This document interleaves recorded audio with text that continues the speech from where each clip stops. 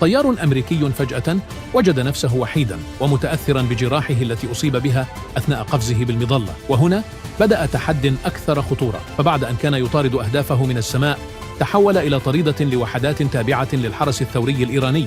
فما الكواليس التي عاشها حتى إنقاذه حسب إعلان ترامب؟ بحسب موقع أكسيوس، استطاع الطيار الذي يحمل رتبة عقيد الإفلات من الوحدات الإيرانية والاختفاء عن الأنظار لأكثر من 24 ساعة.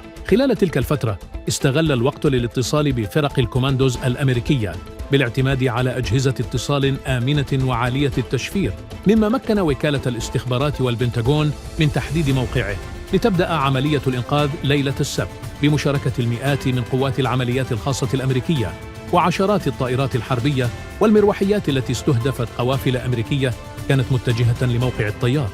ترامب من ناحيته لم يحدد أي تفاصيل عن موقع إنقاذ الطيار أو المكان الذي نقل إليه، مكتفياً بالتأكيد أن العملية نجحت. في المقابل يرى كثيرون أن الرواية الأمريكية الخاصة بإنقاذ الطيار مجرد فيلم هوليودي، ويدعم ذلك أن إيران نفت القصة بكاملها. كل تلك الروايات تؤكد أن الحرب الدائرة الآن ليست حرباً عسكرية وسياسية واقتصادية فقط، بل حرب يدخل فيها العامل الإعلامي والنفسي للتأثير على العدو والرأي العام العالمي، فأيهما سيربح المعركة والشاشة معاً؟